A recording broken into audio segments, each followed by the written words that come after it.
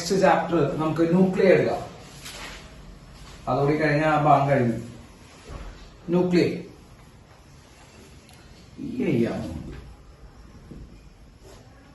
Nuclear.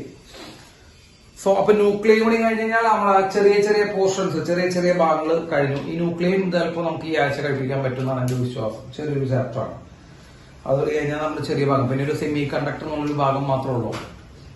Semi conductor കേട്ടാ, ആണെങ്കിൽ അതുകൂടി എടുക്കാം. അതും ചെറിയ ഭാഗം മാത്രമേ ഉള്ളൂ. സോ ന്യൂക്ലിയർ തുടങ്ങല്ലേ?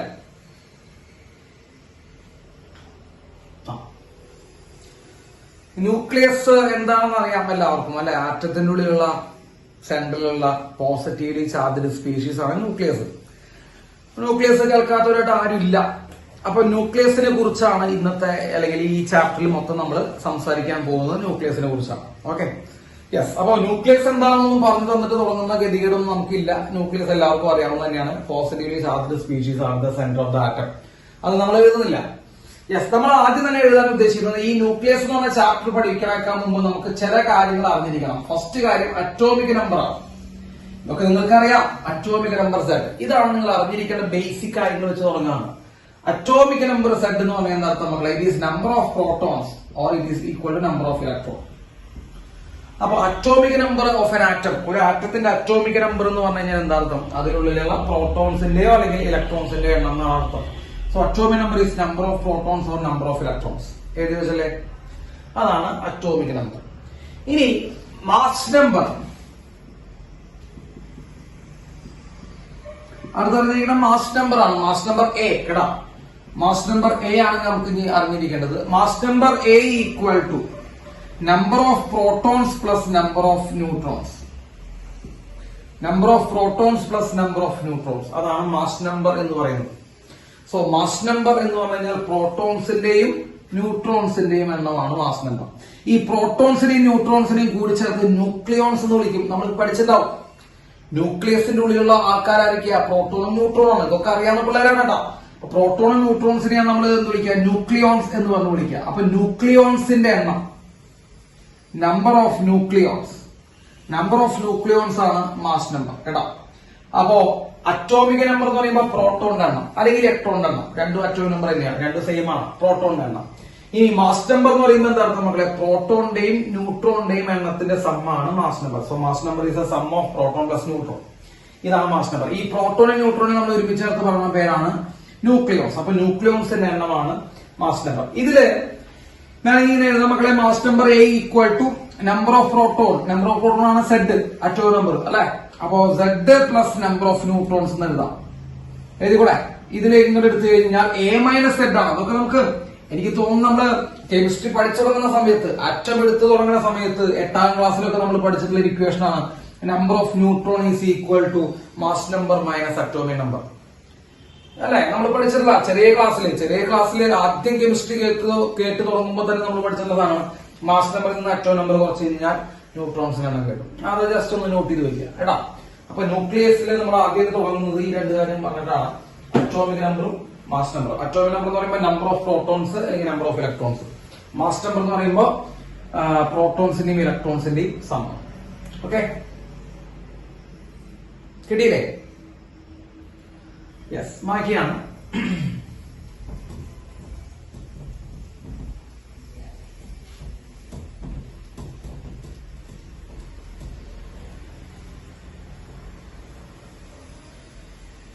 യെസ്, അടുത്ത ഇനി ന്യൂക്ലിയസിനുള്ളിലേക്ക് പോകുന്നതിനൊക്കെ മുമ്പ് നമുക്ക് അറിഞ്ഞിരിക്കേണ്ട കുറച്ച് കാര്യങ്ങൾ. പ്രോട്ടോൺസ് മക്കളെ, പ്രോട്ടോണിനെ കുറിച്ച് നിങ്ങൾക്ക് അറിയാവുന്ന കുറച്ച് കാര്യങ്ങളൊക്കെ എനിക്ക് പറഞ്ഞാൽ.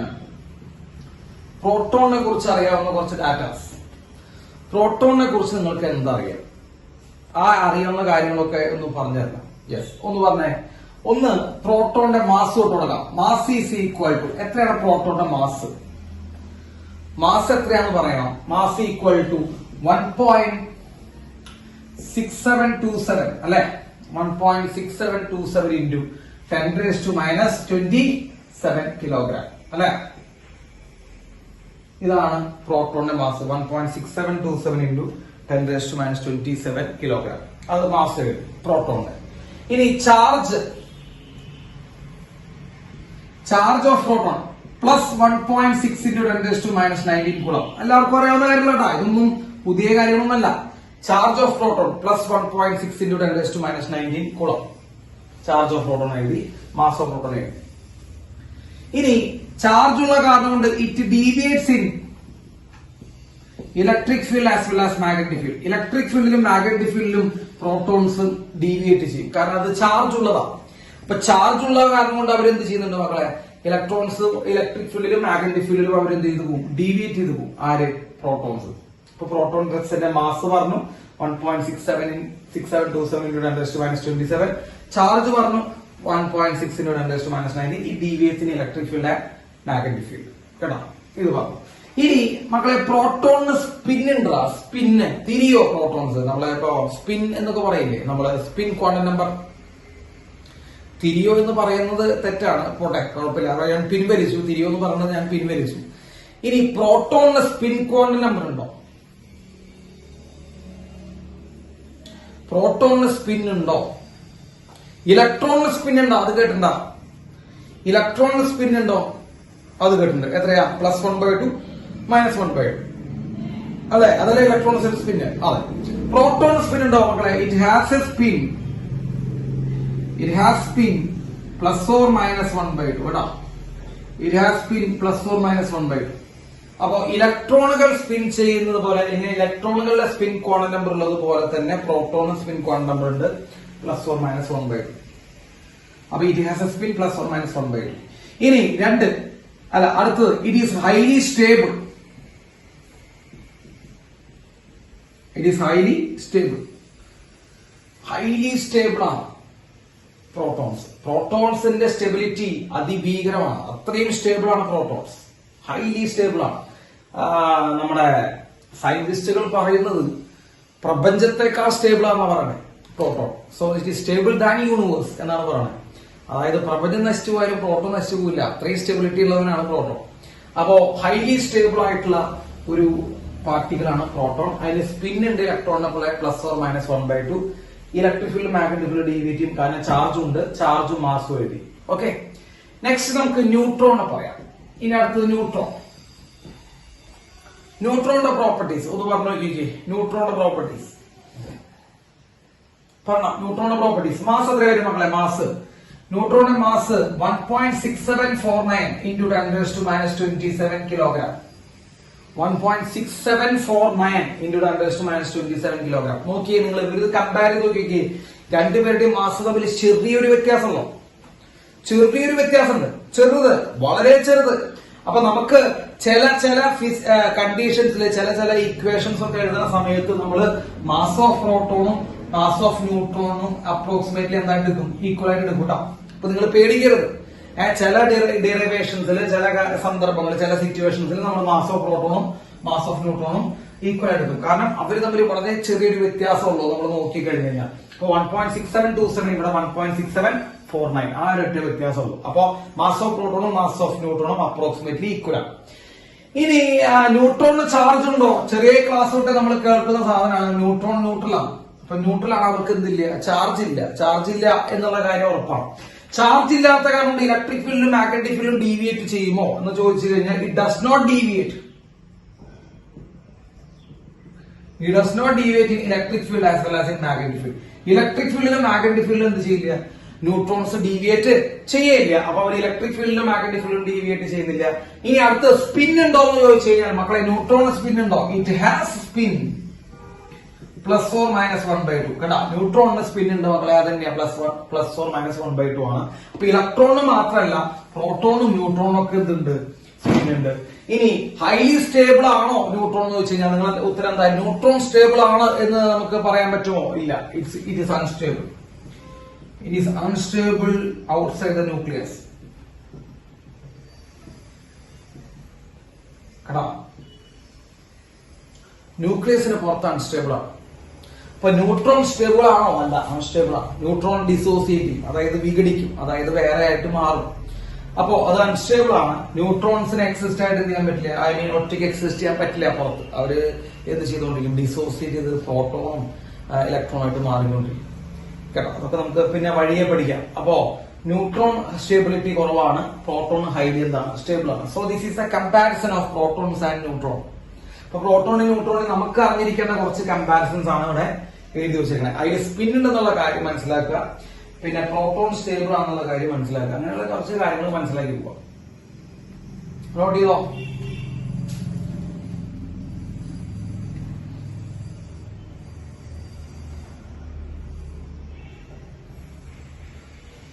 നോട്ട് ചെയ്തോ? ഓക്കെ. അപ്പോ അത് പരിധി കഴിഞ്ഞു. യെസ്, അടുത്തത്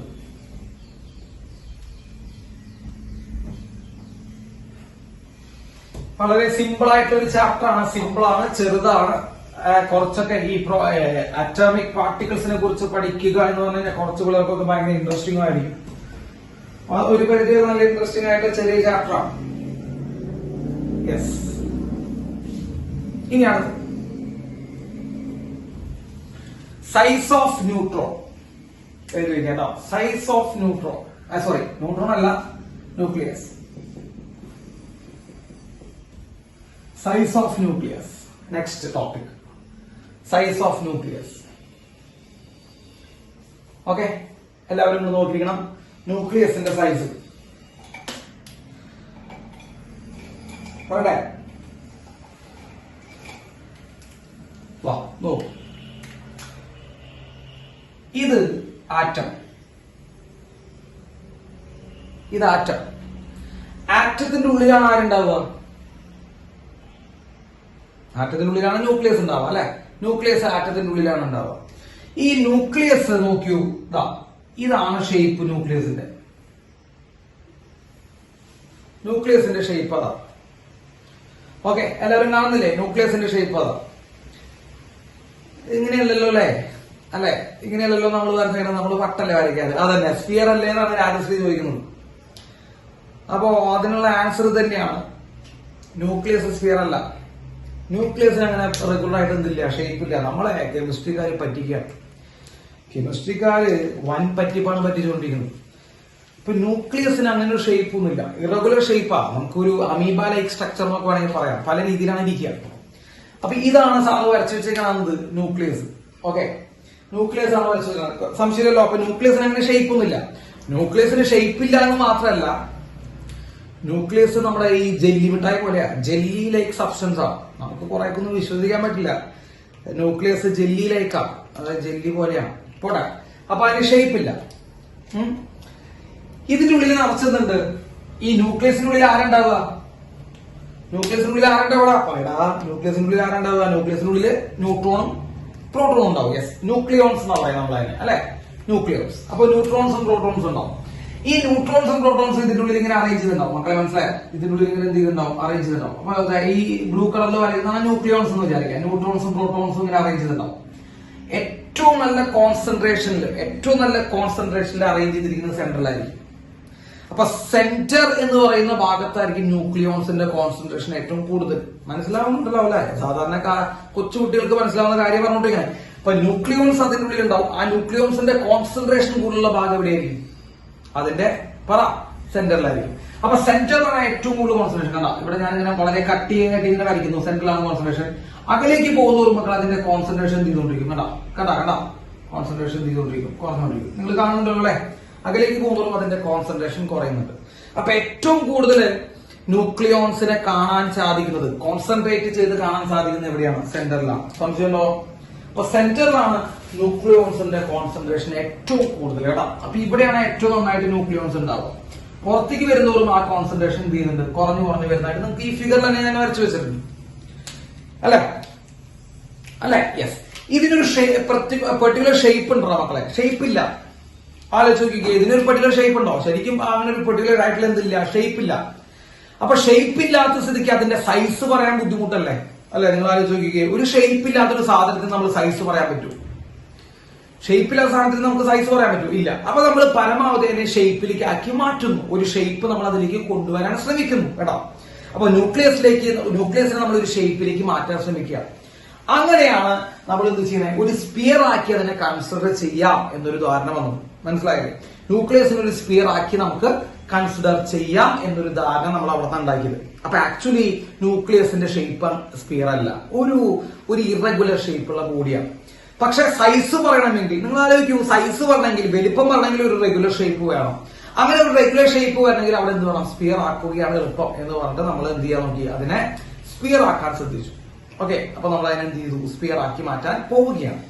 ക്ലിയർ ആണല്ലോ? അപ്പൊ അതിനെ സ്പിയർ ആക്കി മാറ്റാൻ പോവാം. അപ്പൊ സ്പിയർ എങ്ങനെയാണ് ഡിഫൈൻ ചെയ്തിരിക്കുന്നത് നിങ്ങൾ ശ്രദ്ധിക്കണം.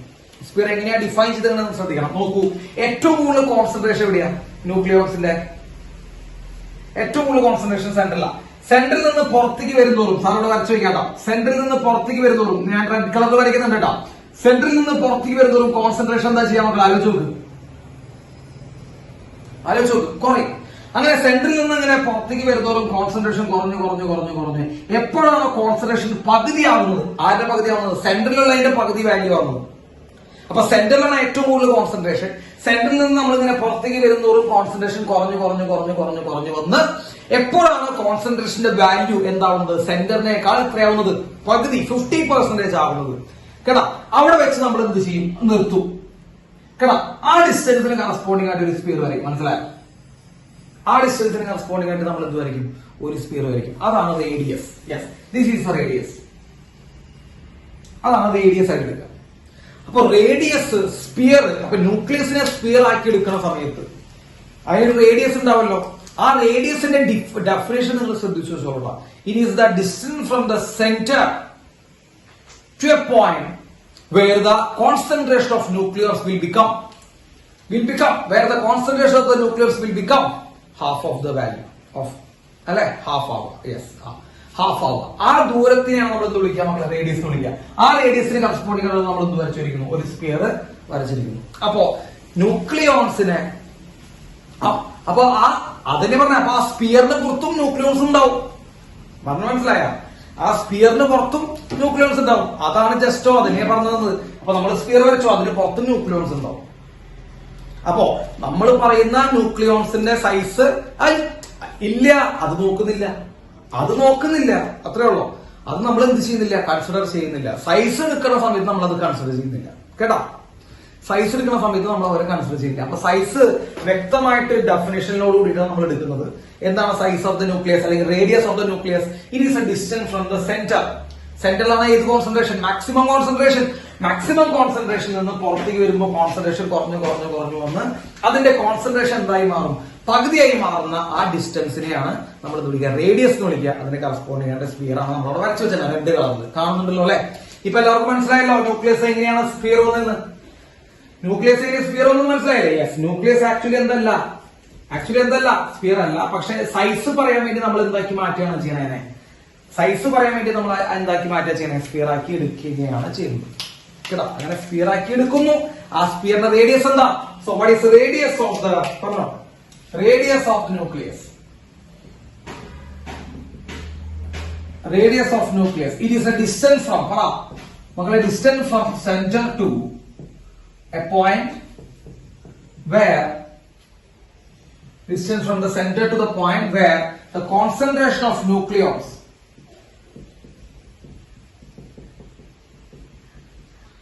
will become half of the maximum value. Okay, അതാണ് നമ്മുടെ റേഡിയസ്. കിട്ടിയില്ലേ മക്കളെ? അതാണ് radius. That is the radius of the nucleus. Clear? ബുദ്ധിമുട്ടുണ്ടോ? അതാണ് നമ്മുടെ റേഡിയസ് R കേട്ടോ. അതാണ് നമ്മുടെ റേഡിയസ് R. ബുദ്ധിമുട്ടുണ്ടോ? മനസ്സിലായില്ലേ? അപ്പൊ ന്യൂക്ലിയസ് സ്പിയർ ആണോ? ഇനിയെങ്കിലും മനസ്സിലാക്കി വെക്കട്ടോ. ന്യൂക്ലിയസ് സ്പിയർ ആണോ? അല്ല. ഷേപ്പ് അങ്ങനെയൊന്നും ഇല്ല. എനി ഷേപ്പാണ്, ഇറഗുലർ ഷേപ്പാണ്. പക്ഷെ സൈസ് പറയാൻ വേണ്ടി നമ്മൾ എന്ത് കൺസിഡർ ചെയ്യാം? സൈസ് പറയാൻ വേണ്ടി നമ്മൾ എന്തായിട്ട് എടുക്കുകയാണ്? അതിനെ സ്പിയർ ആയിട്ട് എടുക്കുക. സ്പിയർ ആയിട്ട് എടുക്കുക. അപ്പൊ അതിനെ റേഡിയസ് ഡിഫൈൻ ചെയ്തു. ഇനി ആർക്കും സംശയമില്ലല്ലോ? ഇല്ല. ഇനി സാറ് നമ്മൾ ശ്രദ്ധിക്കാം, വോള്യം ഓഫ് ന്യൂക്ലിയസ്. ശ്രദ്ധിക്കണ്ട, ന്യൂക്ലിയസിന്റെ volume of nucleus is proportional to mass number. Very important relation ആണ്. ഒരു ന്യൂക്ലിയസിന്റെ വോള്യം അതിന്റെ മാസ് നമ്പറിനെ ഡിപ്പെൻഡ് ചെയ്തിരിക്കുന്നു. The volume of the nucleus is depends on the mass number of the nucleus. മക്കളെ, volume എന്ന് പറയുമ്പോൾ നമ്മൾ അതിനെ സ്പിയർ ആയിട്ട് എടുത്തു കഴിഞ്ഞു. 4/3 πr³ is the volume of the sphere. നമ്മൾ സ്പിയർ ആയിട്ട് എടുത്തു. 4/3 πr³ is proportional to mass number. 4/3 pi r cube is proportional to mass number. So 4 ഉം 3 ഉം pi ഉം കോൺസ്റ്റന്റ് ആണ്. അപ്പൊ നമുക്ക് എന്ത് എഴുതാം? Radius cube is proportional to mass number. Radius cube is proportional to mass number. കണ്ട ഇത് അതിഭീകരമായിട്ടുള്ള ഇക്വേഷൻ ആണ്. Radius cube is proportional to mass number. അപ്പൊ റേഡിയസ് ഓഫ് മറ്റേ ന്യൂക്ലിയസിന്റെ റേഡിയസിന്റെ ക്യൂബ് മാസ് നമ്പറിന് പ്രൊപ്പോർഷണൽ ആണ്. Radius cube is proportional to mass number. Then radius is proportional to mass number raised to 1/3. Radius is proportional to mass number raised to 1/3. അപ്പൊ ഒരു ന്യൂക്ലിയസിന്റെ radius ആ ന്യൂക്ലിയസിന്റെ mass നമ്പറിന്റെ cube റൂട്ടിന് മക്കളെ പ്രൊപ്പോർഷണൽ ടു പവറിൽ 1/3 ആണ്. പവറിൽ 1/3 എന്ന് പറയുമ്പോൾ ക്യൂബ് റൂട്ടിന് പ്രൊപ്പോർഷണൽ ആണ്. So radius of a nucleus is proportional to cube root of the mass number. വളരെ ഇമ്പോർട്ടന്റ് ആയിട്ടുള്ള ഇതിന് ചോദ്യം ചോദിക്കാറുണ്ട്. ചോദ്യം ഞാൻ പറഞ്ഞുതരാം എങ്ങനെ ചോദ്യം ചോദിക്കാം. So radius is proportional to cube root of mass number. Then radius is equal to മക്കളെ പ്രൊപ്പോർഷണാലിറ്റി സൈൻ പോയി ഈക്വൽ സൈൻ വരുമ്പോൾ നമ്മൾ എന്തുകൊണ്ട് മൾട്ടിപ്ലൈ ചെയ്യണം? ഒരു കോൺസ്റ്റന്റ് കൊണ്ട് മൾട്ടിപ്ലൈ ചെയ്യണം. കോൺസ്റ്റന്റ് ആണ് R0. R0 a raised to 1/3. R0 a raised to 1/3. R0 a raised to 1/3. Where R0 is the constant. അതിന്റെ value 1.2 into 10 raised to -15 meter. അതിന്റെ വാല്യൂ R0 ന്റെ value 1.2 into 10 raised to -15 meter. So R0 is a constant where the value is 1.2 into 10 raised to -15 meter. A raised to 1/3. A is the mass number. Mass number ന്റെ പവറിൽ 1/3 വന്നിരിക്കുന്നു. അതായത് cube root ആണ്. അപ്പോ radius is proportional to cube root of mass number. ഇനി നോക്കിയാൽ മക്കളെ ഈ ഒരു റിലേഷൻ അറിയാവുന്ന ഒരു കുട്ടിക്ക് ഇത് ഇങ്ങനെ ഒരു ചോദ്യം വരും മക്കളെ. ഫസ്റ്റ് ന്യൂക്ലിയസിന്റെ റേഡിയസ് ബൈ സെക്കൻഡ് ന്യൂക്ലിയസിന്റെ റേഡിയസ് പറയുമ്പോൾ ഫസ്റ്റ് ന്യൂക്ലിയസിന്റെ mass number raised to 1/3, second ന്യൂക്ലിയസിന്റെ മാസ് നമ്പർ റേസ്ഡ് ടു 1/3. കേട്ടോ, അതൊന്ന് നോക്കി വെച്ചോ കേട്ടോ. അപ്പൊ രണ്ട് മാസ് നമ്പറുകൾ തന്നിട്ട് അങ്ങനെയൊക്കെ ചോദ്യം വരും കേട്ടോ. രണ്ട് മാസ് നമ്പറുകൾ തന്നിട്ട് what is the ratio of radius എന്ന് ചോദിച്ചാൽ നിങ്ങൾ എന്ത് ചെയ്യണം? What is the ratio of radius എന്ന് ചോദിച്ചാൽ നിങ്ങൾ എന്ത് ചെയ്യണം? ആ മാസ് നമ്പറുകളുടെ ക്യൂബ് റൂട്ടിന്റെ റേഷ്യോ ആണ്. ആ മാസ് നമ്പറുകളുടെ ക്യൂബ് റൂട്ടിലുള്ള റേഷ്യോ ആണ്. തെറ്റിക്കരുത്. ചോദ്യം എന്ന് പറഞ്ഞാൽ അങ്ങനെ ചോദിക്കും. ആ മാസുകളുടെ ക്യൂബ് റൂട്ടുകളുടെ റേഷ്യോ ആണ്. കിട്ടിയാ? അപ്പൊ ഞാനൊരു ഉദാഹരണം പറഞ്ഞുതരാം. ഇപ്പൊ ന്യൂക്ലിയസുകളുടെ മാസ് നമ്പർ പരീക്ഷയ്ക്ക് ഞാൻ പറയുന്നത് മാത്രമേ ചോദിക്കുള്ളൂ എന്നുള്ളത് എന്റെ ഉറപ്പ് കേട്ടോ. യെസ്. അപ്പോ പരീക്ഷയ്ക്ക് അവര് ചോദിക്കുന്നതാണ്. ഇപ്പോ A1:A2 മാസ് നമ്പറുകളുടെ ratio A1:A2 is equal to 8:27. A1:A2 equal to 8:27. Mass number 8ഉം 27 ആണ് ratio. What is the ratio of radius? R1:R2. മക്കളെ ഒന്നും ചെയ്യണ്ട. ഇതിന്റെ ക്യൂബ് റൂട്ട് എടുക്കുക. ക്യൂബ് റൂട്ട് എടുക്കുമ്പോ 8ന്റെ ക്യൂബ് റൂട്ട് 2 ആണ്, 22ന്റെ ക്യൂബ് റൂട്ട് 3 ആണ്. So what is the ratio of radius? 2:3. അങ്ങനെ ഒരു ക്വസ്റ്റ്യൻ വരും. ചെയ്യാൻ നിങ്ങൾക്ക് പറ്റുമോ ചോദ്യം. ഇനി ഈ അല്ലെങ്കിൽ വേറൊരു ടൈപ്പ് ക്വസ്റ്റ്യൻ വരുന്നത്, ക്വസ്റ്റ്യൻ അടക്കാന്ന് പറഞ്ഞാൽ വേണ്ട, അല്ലെങ്കിൽ വേറൊരു ടൈപ്പ് ക്വസ്റ്റ്യൻ വരുന്നത്. ഇതല്ലാണ്ട് ക്വസ്റ്റ്യൻ വരില്ല കേട്ടോ. നിങ്ങളൊക്കെ എന്നെ വിശ്വസിക്കാം, ഇതല്ലാണ്ട് വേറെ ക്വസ്റ്റ്യൻ വരില്ല. അല്ലെങ്കിൽ വേറൊരു ക്വസ്റ്റ്യൻ വരുന്നത് നോക്കിയേ. നമ്മളിപ്പോ അവിടെ ഇത് first radius by second radius equal to first mass number raised to 1/3, second mass number raised to 1/3 ഇതാണല്ലോ മക്കളെ. ഇതില് രണ്ട് മാസ് നമ്പർ തരും, ഏതെങ്കിലും റേഡിയസ് തരും. രണ്ട് മാസ് നമ്പർ തരും, ഏതെങ്കിലും റേഡിയസ് തരും. എന്നിട്ട് മറ്റേ റേഡിയസ് കണ്ടുപിടിക്കാൻ ചോദിക്കും. റേഷ്യോ കണ്ടുപിടിക്കാൻ, റേഡിയസിന്റെ അമൗണ്ട് കണ്ടുപിടിക്കാൻ ചോദിക്കും. അപ്പോ R2ഉം A1ഉം A2 തരും കേട്ടോ. R1 കണ്ടുപിടിക്കാൻ പറഞ്ഞാൽ നിങ്ങൾക്ക് കണ്ടുപിടിച്ചൂടെ? ഇതേ റേഷ്യോ കണ്ടുപിടിക്കാന്ന്. അപ്പൊ ഈ റേഷ്യോ പഠിച്ചവന് R2 തന്നിട്ടുണ്ടാവും, A1ഉം A2 തന്നിട്ടുണ്ടെങ്കിൽ R1 കണ്ടുപിടിച്ചൂടെ? പറ്റും. അപ്പൊ റേഡിയസ് കണ്ടുപിടിക്കാൻ ചോദിക്കും. അപ്പൊ R1 ഈസ് ഈക്വൽ ടു വെറുതെ ഈ R2 കൊണ്ടുപോയാൽ മതി. R2 into A1/A2 1/3. കേട്ടോ, ഇത് ഇക്വേഷൻസ് എഴുതുന്ന ആൾക്കാർ എനിക്ക് വേണ്ട. വാരി വലിച്ച് ഇക്വേഷൻസ് എഴുതുക. എന്തിനാ ഇക്വേഷൻ എഴുതി വെക്കണം? നിങ്ങൾ വീണ്ടും എന്നെ പോലും മക്കളെ നിങ്ങൾ എന്തിനാ ഈ ഇക്വേഷൻ എഴുതി വെക്കണം? ഇത് അറിയുന്നതിന് പിന്നെ എന്തിനാ ഈ ഇക്വേഷൻ എഴുതി വെക്കണേ? ഈ സാധനം ഈ റേഷ്യോ ഒരു പ്രാവശ്യം എഴുതി, പിന്നെ വീണ്ടും ഇത് എഴുതുക കേട്ടോ. നല്ല അയാൾ കുറെ ഇക്വേഷൻസ് തരും. ഞങ്ങളുടെ സാറുണ്ടല്ലോ, ഗംഭീര കുറെ ഇക്വേഷൻസ് തരും. ഒരു 10 ഇക്വേഷനെങ്കിലും ആളെന്ത് ചെയ്യുന്നുണ്ട് തരും. കോപ്പ്. ഇതറിയുന്നതിന് പിന്നെ ഇതെന്തിനാടാ? എനിക്കറിയാറുണ്ട്. ഇത് എഴുതി വെച്ചു, പിന്നെ ഇത് വീണ്ടും എഴുതി വെക്കുന്നു. ഗംഭീരമാണ് നിങ്ങൾ കേട്ടോ. നിങ്ങൾ ഗംഭീരമാണ് കേട്ടോ. ഒരു 5-10 ഇക്വേഷൻസ് നിങ്ങൾ നോട്ട് ബുക്കിൽ എഴുതി നിർബൂർത്തിയാണ് കേട്ടോ. നിങ്ങളുടെ ആഗ്രഹങ്ങളുടെ ഓടും കേട്ടോ. മണ്ടന്മാര് മണ്ടത്തരങ്ങൾ കാണിച്ചുകൊണ്ടിരിക്കുക. എന്നിട്ട് ഇന്ന് പോയിട്ട് അത് പഠിക്കാൻ കൂടിയാണ്. അല്ല, പഠിക്കണോരെ കാര്യം പറഞ്ഞേട്ടാ. ഒരെണ്ണങ്ങൾ മറ്റേ സമൂസ പോലെ ഇരിക്കുന്നുണ്ട് കേട്ടാ. ഒരെണ്ണങ്ങൾ സമൂസ പോലെ ഇരിക്കുന്നുണ്ട്. കാണുമ്പോ അവര് ഓലപ്പടക്കാന്ന് വിചാരിക്കണേ പുറത്തുനിന്ന് കാണുമ്പോ. പക്ഷെ സമൂസ പൊട്ടില്ല, നമുക്കറിഞ്ഞൂടെ. അപ്പൊ കുറെ എണ്ണങ്ങൾ ഓലപ്പടക്കമാണെന്ന് ഉള്ള കള്ളം പറഞ്ഞുകൊണ്ട് സമൂസയായിട്ട് ഇരിക്കുന്നുണ്ട് ഇവിടെ കേട്ടോ. ചിലരെന്ത് ചെയ്യുന്നുണ്ട്, നല്ല ഓലപ്പടക്കമായിട്ട് ഇരിക്കുന്നുണ്ട്. അത് മാർച്ച് മാസത്തിൽ പൊട്ടും കേട്ടോ. അതാണ് അതിന്റെ ഒരു പ്രത്യേകത. അടുത്ത മാർച്ചിലേക്ക് റെഡി ആയിട്ട് പൊട്ടാൻ വേണ്ടി കുറച്ച് ഓലപ്പടക്കങ്ങൾ ഇരിക്കുന്നുണ്ട് കേട്ടോ. പിന്നെ വാരിയ മുട്ടുകൾ, അതൊരു 8 കളറിൽ പൊട്ടും കേട്ടോ. അങ്ങനെയുള്ള ആൾക്കാരുണ്ട് കേട്ടോ. 8 കളറിൽ വിരിയാൻ വേണ്ടി കാത്തു നിൽക്കുന്ന ആൾക്കാരുണ്ട്. 8 അല്ലേ 6 ശരി, 6 കളറിൽ വിരിയും. 6 വിഷയമുള്ളൂ. CBSE-കാർക്കാണെങ്കിൽ 5 5 കളറിൽ വിരിയും. വിരിയും കേട്ടാ. നീയല്ല ആദ്യം പറഞ്ഞത് കേട്ടാ. യെസ്. അപ്പൊ അങ്ങനെയുള്ള ചോദ്യങ്ങൾ അവര് ചോദിക്കും, പേടിക്കണ്ട. അപ്പൊ റേഡിയസ് എന്തിന് പ്രപ്പോഷലാ? നിങ്ങൾ അത്ര മനസ്സിലാക്കിയാൽ മതി. റേഡിയസ് എന്തിന് പ്രപ്പോഷലാ? റേഡിയസ് അറ്റോമിക് ജസ്റ്റോടാ, ആ മരപ്പട്ടി ജസ്റ്റോ അറ്റോമിക് നമ്പർ എന്നല്ല, മാസ് നമ്പർ റേസ്റ്റ് 1/3. ജസ്റ്റോടെ നിങ്ങൾക്ക് സന്തോഷമായില്ലേ? മാസ് നമ്പർ റേസ്റ്റ് 1/3. യെസ്. വോള്യത്തിന് പ്രപ്പോഷലാ മക്കളെ. വോള്യം അങ്ങനെ ചോദിക്കില്ല, എന്നാലും മറിഞ്ഞു വെച്ചാല് വോള്യത്തിന് പ്രപ്പോഷലാ. വോള്യം മാസ് നമ്പറിന് പ്രപ്പോഷലാ. റേഡിയസ് മാസ് നമ്പർ റേസ്റ്റ് 1/3 പ്രപ്പോഷലാ. തെറ്റിക്കരുത് കേട്ടോ. യെസ്. അടുത്തത് വളരെ ഇമ്പോർട്ടന്റ് ആയിട്ടുള്ള ടോപ്പിക്, ഡെൻസിറ്റി ഓഫ് ന്യൂക്ലിയസ്.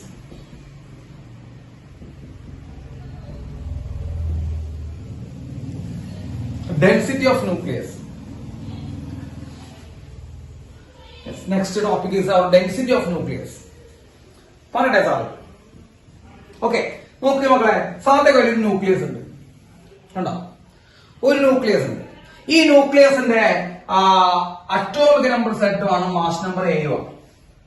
ഈ ന്യൂക്ലിയസിന്റെ അറ്റോമിക് നമ്പർ സെറ്റ് ആണ് മാസ് നമ്പർ 7 ആണ് തന്നിട്ടുണ്ട്. ഓക്കെ, അറ്റോമിക് നമ്പർ സെറ്റും മാസ് നമ്പർ 7 ആണ്. അറ്റോമിക് നമ്പർ എന്ന് പറയുമ്പോൾ ആരെണ്ണ? നമ്മളിപ്പോ നേരത്തെ പറഞ്ഞതാട്ടോ, അത് പറഞ്ഞിട്ടാണ് ഈ ക്ലാസ് തുടങ്ങിയത് തന്നെ. അറ്റോമിക് നമ്പർ എന്ന് പറയുമ്പോൾ ആരെണ്ണ? ആറ്റത്തിന്റെ എണ്ണം അല്ലെ? അതെ. അറ്റോമിക് നമ്പർ എന്ന് പറയുമ്പോ ആറ്റത്തിന്റെ എണ്ണം അല്ലടാ, number of protons. Atomic number എന്ന് പറയുമ്പോൾ പ്രോട്ടോൺസിന്റെ എണ്ണം.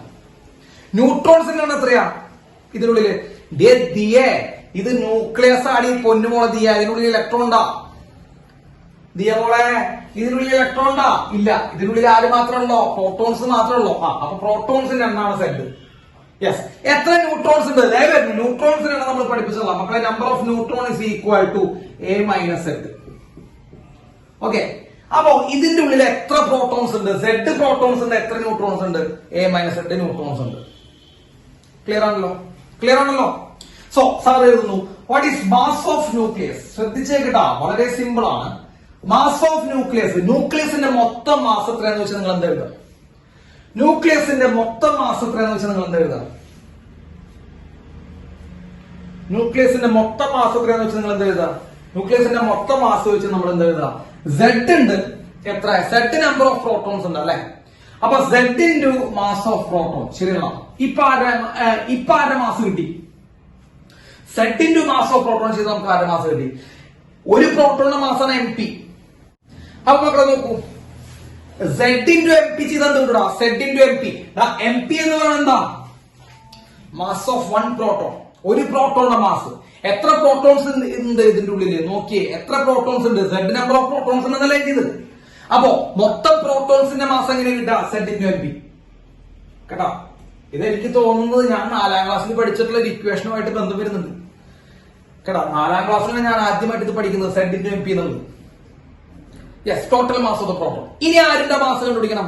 പ്രോട്ടോണിന്റെ മാസ് കണ്ടുപിടിച്ചു. ഇനി ആരുടെ മാസ് കണ്ടുപിടിക്കണം? ആലോചിച്ച് പറ. ഇനി ന്യൂട്രോൺസിന്റെ മാസ് കണ്ടുപിടിക്കണം. എത്ര ന്യൂട്രോൺസ് ഉണ്ടോ? എത്ര ന്യൂട്രോൺസ് ഉണ്ട്? A - Z number of neutrons ഉണ്ട്. അപ്പോ plus A - Z into neutrons into mass of neutron. എഴുതി കൂടാ മക്കളെ. ഇതാണ് മാസ് ഓഫ് ന്യൂക്ലിയസ്. ഈ സ്റ്റെപ്പിൽ സംശയം ഉണ്ടെങ്കിൽ പറഞ്ഞു നോക്കാം. ഈ സ്റ്റെപ്പിൽ സംശയം ഉണ്ടെങ്കിൽ പിന്നെ അടിയിൽ പോയിട്ട് കാര്യമില്ല. അപ്പൊ മാസ് ഓഫ് ന്യൂക്ലിയസ്, ന്യൂക്ലിയസിന്റെ മാസ് എന്ന് പറയുമ്പോൾ പ്രോട്ടോൺസിന്റെയും ന്യൂട്രോൺസിന്റെയും മാസിന്റെ സമ്മ.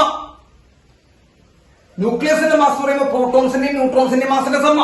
പ്രോട്ടോൺസിന്റെ എണ്ണം Z into MP Z into MP പ്രോട്ടോണിന്റെ മാസ് കിട്ടി. Z into MP Z number of protons ഉണ്ട്, MP ഒരു പ്രോട്ടോണിന്റെ മാസ്, plus A - Z into Mn. A - Z എന്ന് പറയുമ്പോൾ ന്യൂട്രോൺസിന്റെ എണ്ണം ഇൻറ്റു ന്യൂട്രോണിന്റെ മാസ്. ശരിയല്ലേ? ഇതാണ് mass of the nucleus.